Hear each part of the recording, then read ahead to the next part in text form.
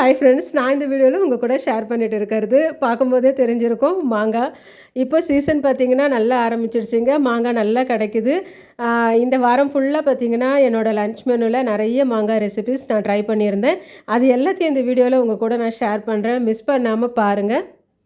மாங்காயில் நிறைய வெரைட்டிஸ் இருந்தாலும் இந்த கிளிமூக்கு மாங்காய் எப்போவுமே ஸ்பெஷல் தாங்க. இதில் வந்து பார்த்திங்கன்னா புளிப்பு வந்து கொஞ்சம் கம்மியாகவே இருக்கும். அதே மாதிரி மைல்டாக ஒரு ஸ்வீட்னஸும் இருக்கும். சில மாங்காய்லாம் பார்த்திங்கன்னா நம்ம ரொம்ப புளிப்பாக இருக்கும், அதை ஊறுகாய் மட்டும்தான் போட முடியும். ஆனால் இந்த கிளிமூக்கு மாங்காய் பார்த்திங்கன்னா இதை வச்சு நம்ம நிறைய ரெசிபிஸ் வந்து ட்ரை பண்ணலாங்க. டேஸ்ட்டும் பார்த்திங்கன்னா இந்த மாங்காயில் செய்யும்போது ரொம்பவுமே நல்லாயிருக்கும். ஃபஸ்ட்டு நான் உங்கள் கூட ஷேர் பண்ணுறது பார்த்திங்கன்னா நல்ல ஒரு சூப்பரான மாங்காய் ரசம் தாங்க. இதுக்காக 1 லிட்டர் அளவுக்கு தண்ணி சேர்த்துருக்குறேன் குக்கரில். ஒரே ஒரு ஸ்பூன் துவரம்பருப்பு, ஒரே ஒரு தக்காளி, ஒரு பச்சை மிளகாய் சேர்க்குறேன். அடுத்து ஒரு பாதி மாங்காய் மட்டும் தோலெல்லாம் எடுத்துட்டு இந்த மாதிரி ரேண்டமாக கட் பண்ணி சேர்த்துருக்குறேன். ஒரு 1/4 ஸ்பூன் அளவுக்கு மஞ்சத்தூள் சேர்த்து நல்லா ஒரு 3 விசில் வச்சு எடுத்துக்கலாங்க. இப்போ நம்ம சேர்த்த இந்த மாங்காய், துவரம்பருப்பு, தக்காளி, பச்சை மிளகாய் எல்லாமே பார்த்திங்கன்னா நல்லா குழைவாக வெந்துடுச்சு. இந்த அளவுக்கு நல்லா குழைவாக வெந்ததுக்கப்புறம் பார்த்திங்கன்னா இதில் இருக்கிற தண்ணியெல்லாம் நம்ம தனியாக எடுத்துட்டு மிக்சியில் போட்டு நம்ம அதை அரைச்சியும் எடுத்துக்கலாம். அப்படி இல்லைன்னா ஒரு ஸ்மாஷர் வச்சு நம்ம வந்து நல்லா ஸ்மாஷ் பண்ணியும் எடுத்துக்கலாம்.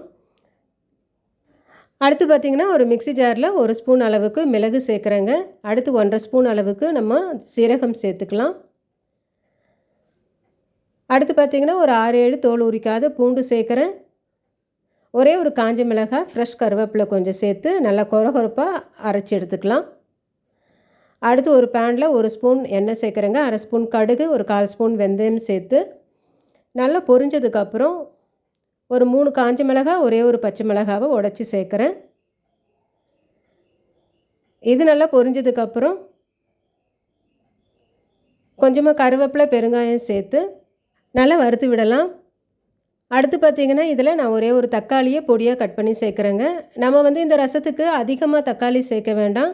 நான் ஒரு சின்ன தக்காளி தான் இது பருப்பு வேக வைக்கும்போது சேர்த்தேன். இப்போ ஒரு சின்ன தக்காளியை இது மாதிரி பொடியாக கட் பண்ணி சேர்க்குறேன். ஏன்னா மாங்காயோட புளிப்பே பார்த்திங்கன்னா நமக்கு சரியாக இருக்கும். இந்த தக்காளி நல்லா வதங்கந்தும் நம்ம அரைச்சி வச்சுருக்கிற அந்த மாங்காயை இதோடு சேர்த்துடலாம். அடுத்து நம்ம இடித்து வச்சுருக்கிற இந்த மிளகு, சீரகம், பூண்டு, காஞ்ச மிளகாய், கருவேப்பிலை இதையும் சேர்த்து ஒரு 2 நிமிஷம் மூடி வைக்கலாங்க. இந்த ரசம் வந்து நல்லா கொதித்து நுர பொங்கி வரட்டும். இப்போ நல்லா நுர பொங்கி கொதிக்க ஆரம்பிக்குது. இந்த ஸ்டேஜில் நல்லா லாவிஷாக நம்ம கொத்தமல்லி போட்டு ஸ்டவ்வை ஆஃப் பண்ணிடலாம். நம்மளோட சூப்பரான மாங்காய் ரசம் அட்டகாசமாக ரெடி ஆகிடுச்சிங்க. சீரியஸாகவே பார்த்திங்கன்னா நம்ம லன்ச் மெனுவில் சிம்பிளாக இந்த ஒரு ரசம் இருந்தாலுமே போதும். இதோட ஃப்ளேவரும் டேஸ்ட்டும் பார்த்திங்கன்னா அவ்வளோ சூப்பராக இருந்தது. இதை வந்து நம்ம ரொம்ப புளிப்பான மாங்காயில் செய்யாமல் இந்த மாதிரி கிளிமூக்கு மாங்காயில் ட்ரை பண்ணலாங்க. நல்ல சூடான சாதத்தோட இந்த மாங்காய் ரசம், அடுத்து வெண்டைக்காய் பார்த்திங்கன்னா மசாலா செஞ்சுருந்தேன், தயிர். நல்ல சிம்பிளான லன்ச் மெனுவாக இருந்தாலும் ரொம்ப டேஸ்ட் வைஸ் ரொம்ப சூப்பராக இருந்ததுங்க. அடுத்து நான் உங்கள் கூட ஷேர் பண்ண போகிற ரெசிபிக்காக ஒரு பேன் வச்சுருக்கிறேங்க. இதில் நல்ல ஒரு 2 ஸ்பூன் அளவுக்கு எண்ணெய் சேர்த்துருக்கிறேன். ஒரு 1/2 ஸ்பூன் கடுகு போட்டு பொரிஞ்சதுக்கப்புறம் 1 ஸ்பூன் கடலைப்பருப்பு, ஒரு 1/2 ஸ்பூன் உளுத்தம்பருப்பு சேர்க்குறேன். இது நல்லா செவந்து வந்ததுக்கப்புறம் ஒரு 3 பச்சை மிளகாவை கீரி சேர்க்குறேன். ஃப்ரெஷ் கொத்தமல்லி கொஞ்சம் சேர்த்து பொடியாக கட் பண்ண இஞ்சி சின்ன துண்டு அளவுக்கு பொடியாக கட் பண்ணி அந்த இஞ்சியை சேர்க்குறேன். இது எல்லாத்தையும் நல்லா கலந்து விட்டுக்கலாம். அடுத்து பார்த்திங்கன்னா இதில் ஒரு 1/4 கப் அளவுக்கு வறுத்த வேர்க்கடலை சேர்க்குறேங்க.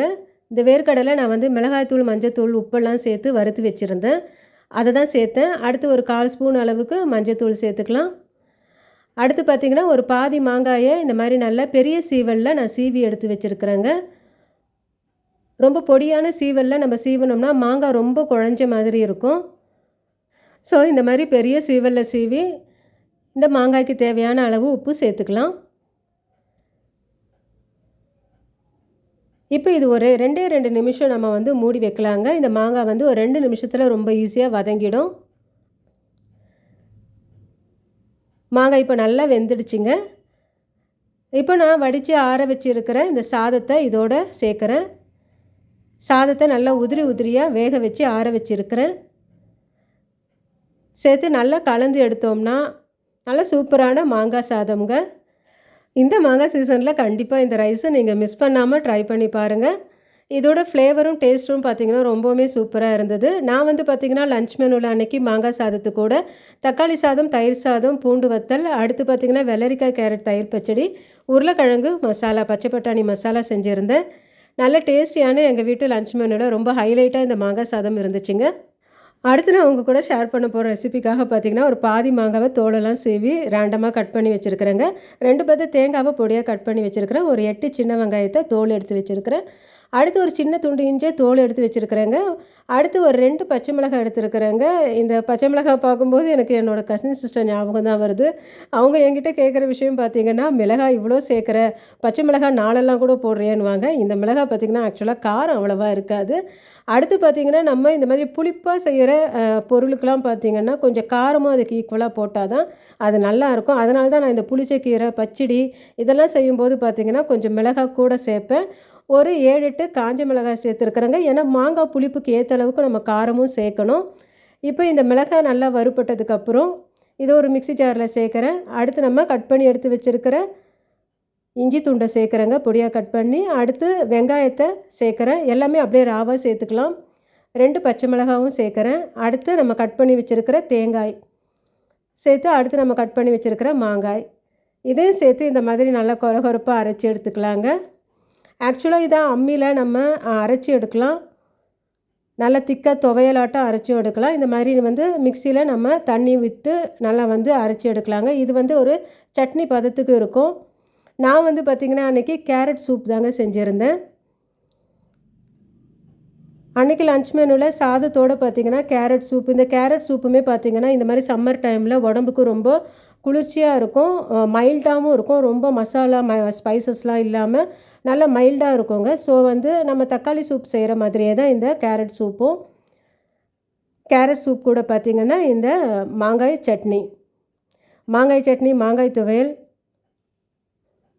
இதையே சாதத்தில் போட்டுன்னு சாப்பிட்லாங்க. இந்த மாங்காய் துவையிலே பார்த்திங்கன்னா சாதத்தில் போட்டு சாப்பிட அவ்வளோ சூப்பராக இருக்கும். நல்ல மைல்டான ஒரு லன்ச் காம்போ. இந்த மாங்காய் சீசன் வந்தாலுமே பார்த்திங்கன்னா நான் நிறைய மாங்காய் ரெசிபிஸ் ட்ரை பண்ணிகிட்ருப்பேன். அந்த மாதிரி வந்து பார்த்திங்கன்னா இந்த சீசன்லேயும் எந்த ரெசிபியும் மிஸ் பண்ணிடாமல் எல்லாத்தையுமே ட்ரை பண்ணணும் அப்படின்ட்டு செஞ்சுக்கிட்டு இருக்கிறேங்க. அந்த மாதிரி நான் செஞ்ச மற்ற மாங்காய் ரெசிபிஸையும் அடுத்த வீடியோவில் உங்கள் கூட ஷேர் பண்ணுறேன். அதையும் மிஸ் பண்ணாமல் பாருங்கள்.